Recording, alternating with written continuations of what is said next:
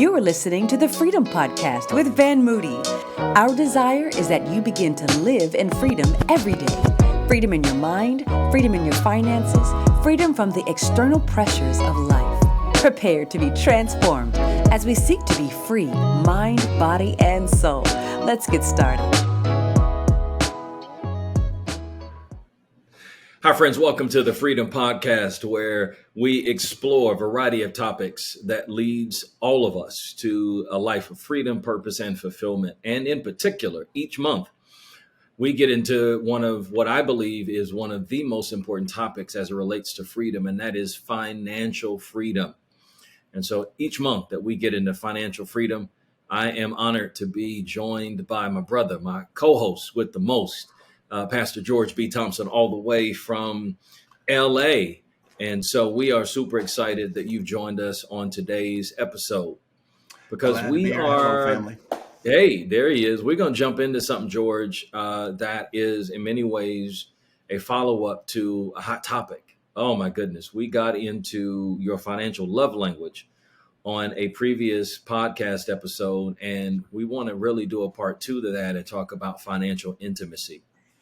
Let me first of all set the table, because when we talked about your financial love language, I began to really share how we all have a different love language financially. Many people are familiar with the love language concept in that we all have different ways that we communicate love and receive love. But when it comes to finances, guess what? We also have a different financial love language.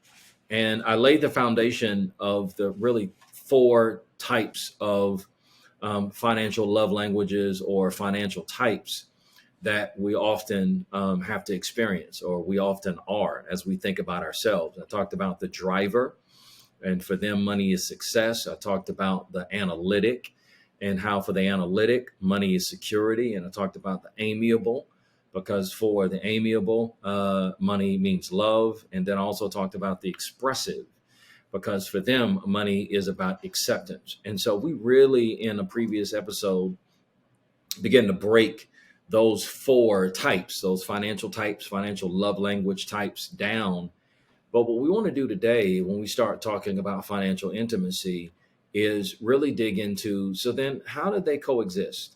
Maybe you're a driver and maybe you're in a relationship with an analytic, or maybe you're an analytic and you're in a relationship with an amiable, or maybe you are an amiable and you are in a relationship with an expressive.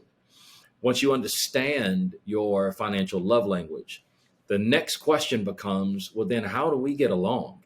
How do we coexist? How do we make sure that we have healthy intimacy in the relationship and we don't tear each other apart because we look at finances and we have a mindset about finances that's totally different?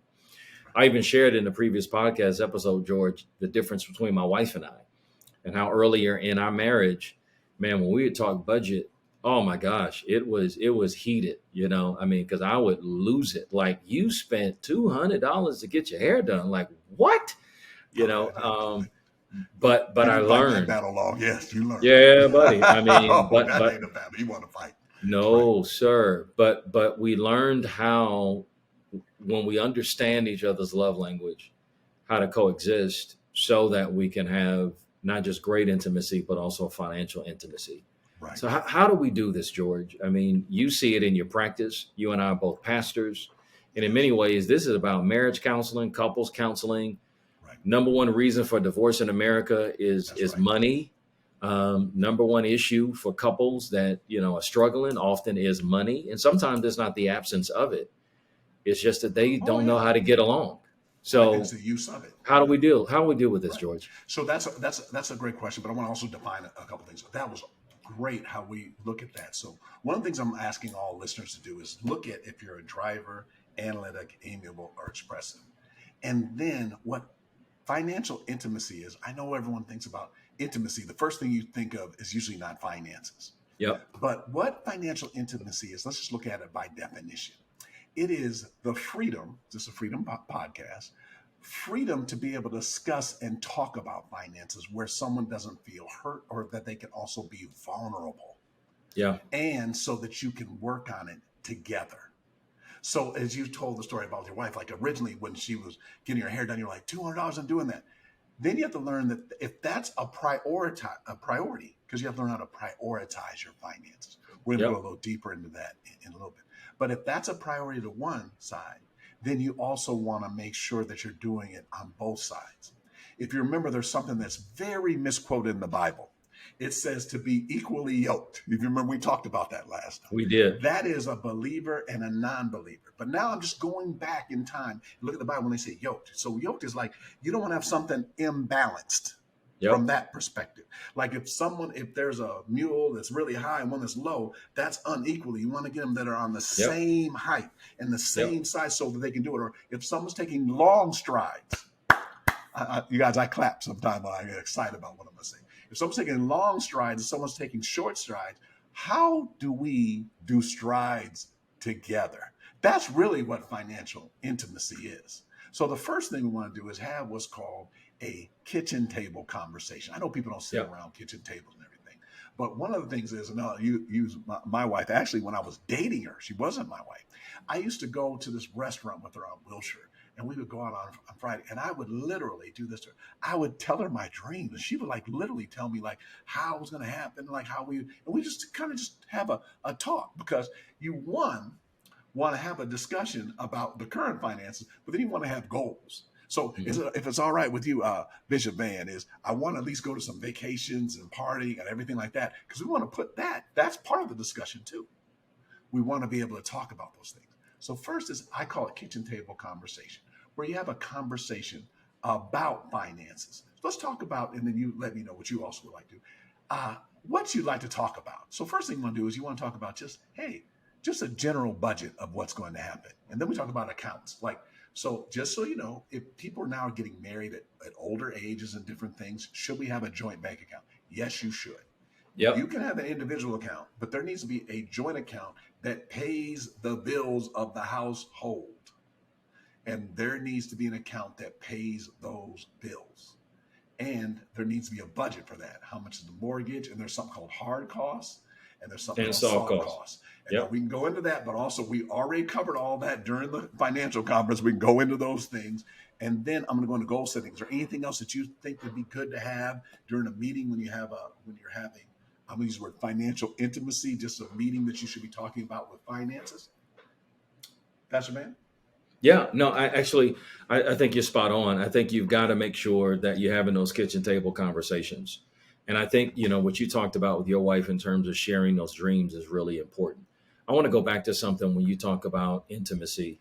I love to define intimacy as intimacy, right? A lot of people think that intimacy is just about sex, but it is about this transparent ability for the person that you're in a relationship with or a deep friend to see into you, right? That you are not hiding, that you're not masking anything, that they're able to really fully see who you really are. And that same definition applies when we start talking about financial intimacy, because we all have goals, we have dreams, but guess what? We also have baggage. And it's important that we are able to unpack all of those things. And so I want to add dynamics to what your kitchen table conversation needs to be about. You need to talk about hard costs, soft costs, how we going to keep the lights on, et cetera. Yeah. But you also need to be able to have conversations about the dreams and goals that you have financially, but why those things are important to you. And, George, we talked in a previous podcast episode, and I want to revisit this because you touched on something that I think is extremely important. You cannot have real financial intimacy. You can't have true, meaningful, transformative, organizational kitchen table conversations if you're hiding from each other.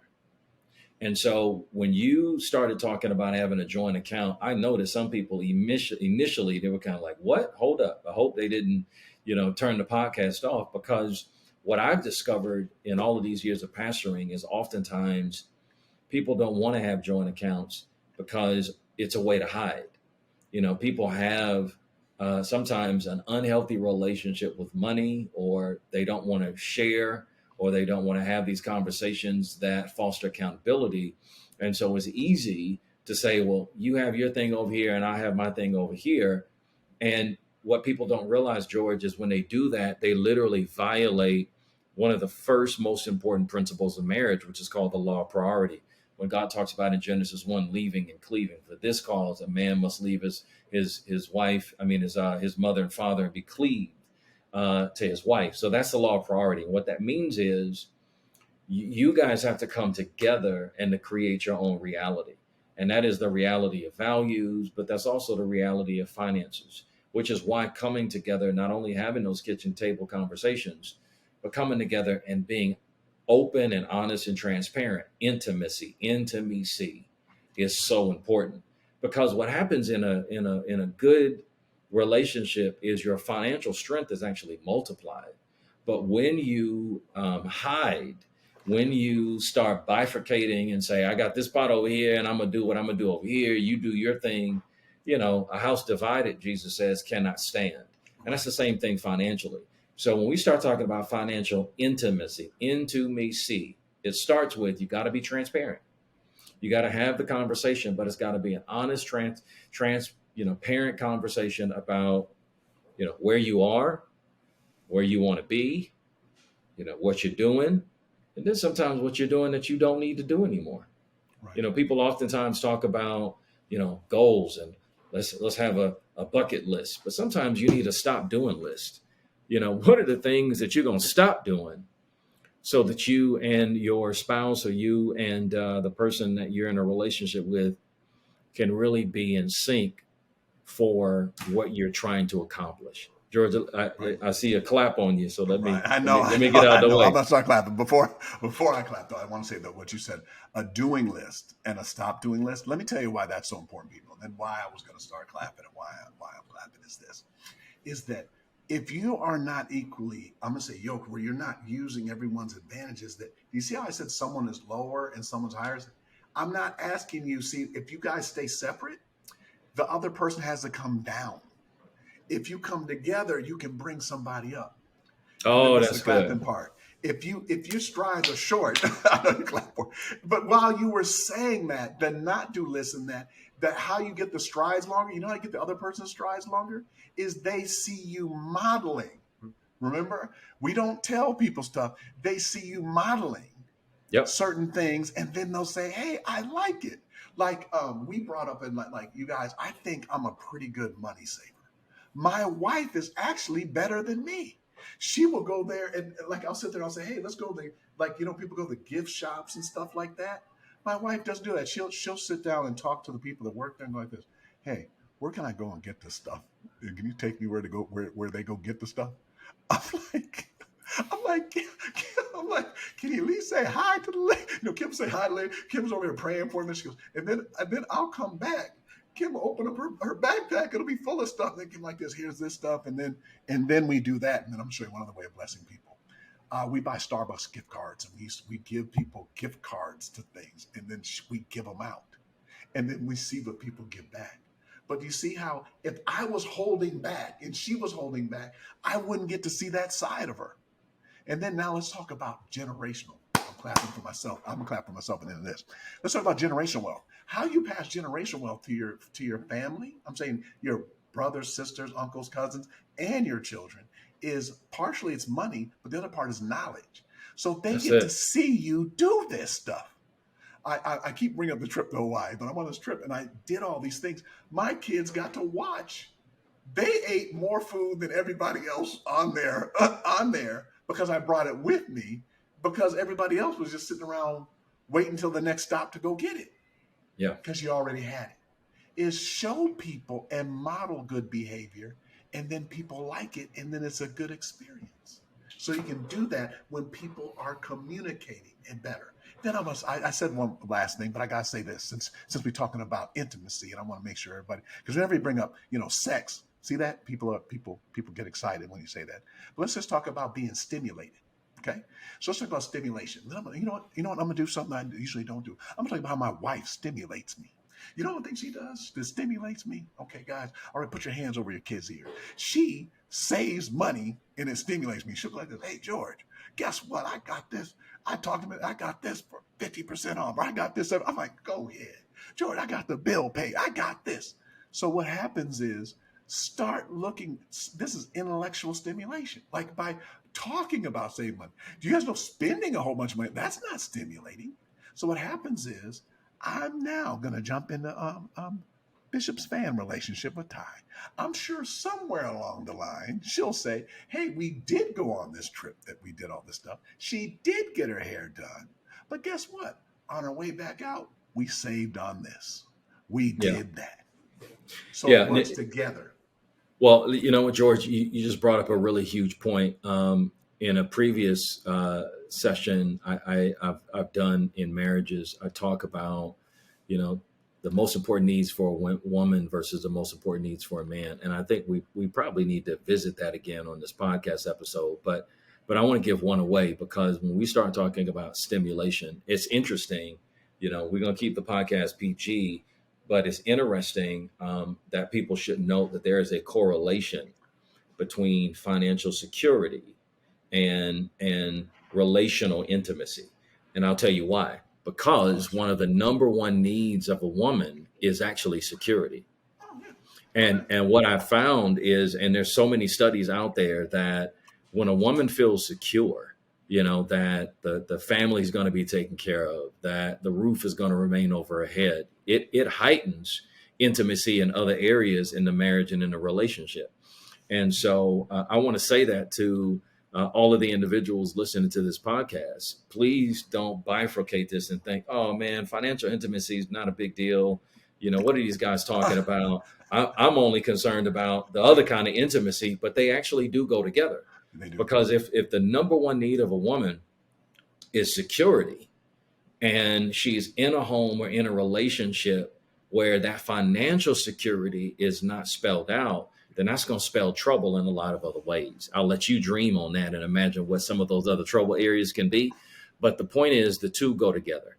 And so if your spouse is an analytic, which means for them money is security, right? And you, for an example, are an expressive or an amiable, and you all do not come together to figure out a way to make sure that those values are aligned, it's going to spell unnecessary drama and trouble in the relationship. No, that's true. And but you see that you're already seeing that. So now I'm talking to spouses. So first, women, is that you know that, and then also men. Just think about it. Think about it this way: is that when you go on a trip, is everybody relaxed? I mean, are you really relaxed on a trip? If you got to charge things, like, if you're wondering like, what are we gonna do for dinner? How much does it cost? What can we do? What fits in the budget? You know what I mean, like, where if you're already kind of have things planned out, like in the other areas, that's as Bishop Moody had said last time, it's better to prepare than to repair. Is That's that it. In the morning, like when we go on trips, it's like this: hey, this is all the stuff we have planned. So what I'm saying is, these things cost. These are some free things that we're doing. These are some educational things we're doing for the kids. These are some things of this. And then we already, and I'm fine. I'm fine because I already know, I already set a number. We're already at that number or below it. And then I'm excited. So I'm like, hey, let's just do something else. Let's do this. So it's just much easier that way. Then your wife is taking a picture, guys, with her feet. You know, everybody takes a picture with their feet and the toes and the ocean right behind them and all that. That happens when you're a lot more relaxed than when you're wondering what's going to happen 3 hours from now. Right. So, George, we talked about kitchen table conversations, defining what intimacy is, and, you know, starts with transparency, you know, open and honest communication, not hiding anything, this notion of, you know, jointly coming together, sharing resources. What are some of the other tips? Because I know in your own practice, you see a lot of couples that are struggling unnecessarily because they really haven't recognized that they have different love languages. You know, maybe you have the analytic, you know, that's married to the driver, or the driver that fell in love with the expressive. And so now they're trying to forge ahead, and they're like oil and water because they haven't factored in, how do we thrive with financial intimacy in this relationship? What are some of the other tips in the last few minutes that we have that you want to give to the listeners? So you guys, so the tips actually in working on that, I'm just going to hit these a little bit faster, then we'll have to probably delve a little deeper into them a little bit later. But how this works is whether someone is a driver, analytic, amiable, or expressive, One of the things you want to first start doing is setting goals. So you want to have what's called short-term goals, medium-term goals. Short-term is actually within 18, like a year, what you want to do, between a year, 18 months, like all the things you want to do. Then I'm going to say 2 to 5 years. The reason why I say 2 to 5 is this, is the more aggressive you are with them, it can happen in 2. If you're going to go the slower route, it's 5, and then long-term goals. Then you want to actually set timelines to these. This is the part where you're learning to work together, because you don't want to try to do these by yourself. You want to do these together. Then you actually, now moving on to the next one you want to do, is actually start having a wealth building plan. Because even if someone is expressive, there's more concern about what's happening today and the people and everything, but they also still want that to happen later on. Like, in other words, if someone likes to give or give, not give, but if somebody likes to actually, I'm going to say give things away, but just like they want to spend money and they want to do these things, if you still want to do it in the future, you can give out more if you build wealth. It makes it easier for you to be able to do that. So you want to do that. And then, and your wealth building plan, it just has those basic elements of a budget, a plan to do good, which means get out of debt, and then also how you're going to manage your retirement and how you're going to walk through those. So you have to start developing a plan. You know what, George, that's really significant, because one of the things that couples need to talk about, and you're never too young to do this, but this retirement conversation is changing dramatically. Mm-hmm. And a lot of couples don't talk about it. They think, well, we'll talk about it when that time comes. No, you need to actually prepare for that now. You know, how long do you want to work? When do you want to retire? What does retirement look like? For some people, retirement looks like getting a Barca lounger and kicking their feet up. For others, retirement is a transition in life and doing other things. But whatever you want to do will require a financial plan. And I've also seen, when we talk about breakdowns of financial intimacy, I've seen couples who, because they haven't discussed that, they get to that point in life, and it's not defined by an age. You know, I know individuals that retired from one career in their 40s because they wanted to start a business. You know, I know individuals that sold a business in their 40s and started another business, right? So it's not about getting to 70 or 65. It's about, though, having the conversations and saying, okay, this is kind of my long-term plan. And, and it's not just your plan, particularly if you're in a relationship. This is really about our plan and what do we want to do at these critical stages in life, and having those conversations and really talking not only about the financial implications of these decisions, but then what kind of life do you want to live? What is absolutely necessary?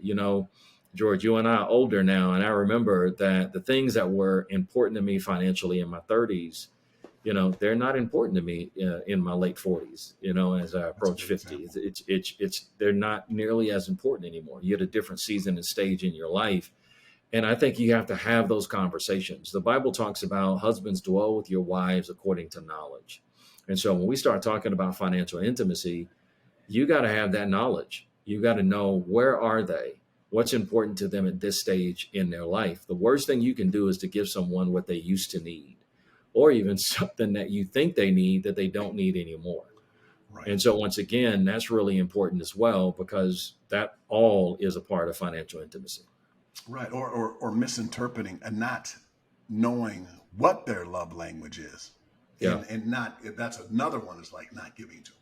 But what's I'm going to tell you something actually kind of a little bit sad right now, is that when we're meeting people right now in retirement, a lot of people that are in their 40s or certain ages, 50, 60, that haven't planned, say that I'll never retire. We used to never hear that. Like, like people say, oh, I just need 10 years and I'll be able to do that. There's a lot of people now that just say, I'm just going to just keep working. And I think that is that's the absence of having a plan. And there are certain resources and things that you can do it much quicker than you could a long time ago. There's a lot more things that are available to you. And in doing that, especially with minorities, I'm hearing that more than ever, like in doing it. So not having a plan is doing that. On the encouraging side, though, what I'm hearing is that we used to not want to do estate planning as much, because this is also part of the kitchen table conversations. Estate plans like wills, trust, powers of attorney, and everything like that. And then, Pastor Man, I have to come back to you on this one, is I think the pandemic is the reason why is that when the pandemic hit, people are like, wait a minute, where's mother's paperwork? Where's father's paperwork? Where's my paperwork? My kids want the paperwork. Like, because when people went in the hospital, they couldn't just come back. You couldn't go in there and see them. You couldn't go in there and get nothing signed. You couldn't come in there and do that. You were doing, and it just changed the whole game in that area.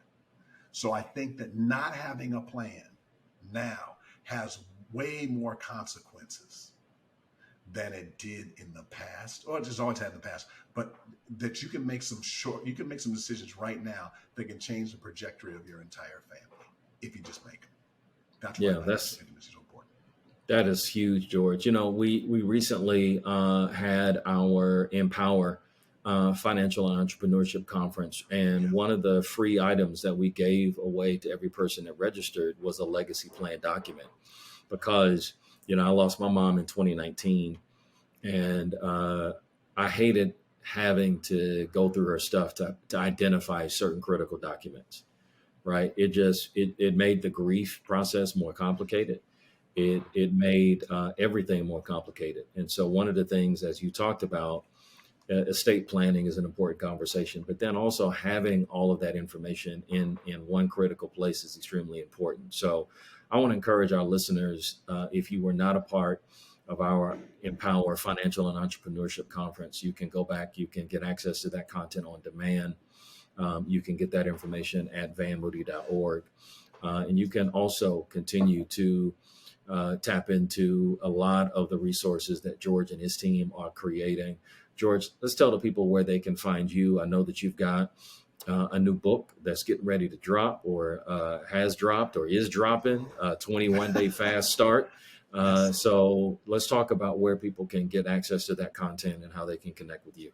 Oh, excellent. As you were saying, so in June 1st, but then we're doing this, we have the 21-day fast start. Focus, act, sacrifice, and trust God. So it shows you how to get to the next level in your finances. I've written 5 books, and this is my 21 best ideas. We do them every day, and then we're also going to be having a Bible study on this as well. So you can sign up, by the way. You can go to my website, georgebthompson.com. That has a lot of my information, And then secondly, if not, you can go to my splash page, ican'tfindgeorge.com.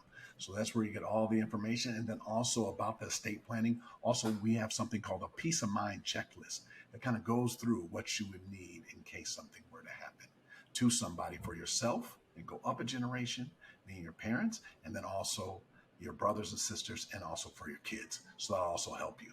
But there's a lot of information in there for you. But then also a lot also is on Bishop Moody's page as well, and all the things he's doing.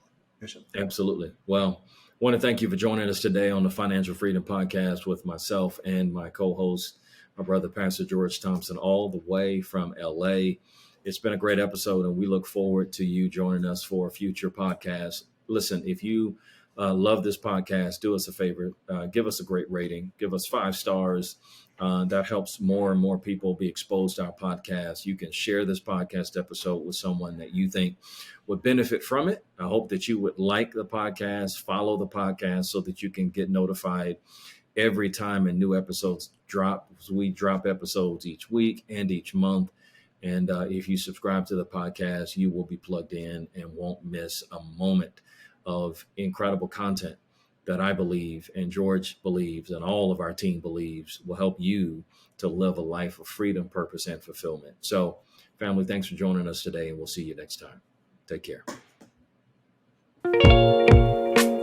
We hope you enjoyed today's episode of the Freedom Podcast. For a broader range of topics, go to Van Moody's YouTube page or visit twccc.org.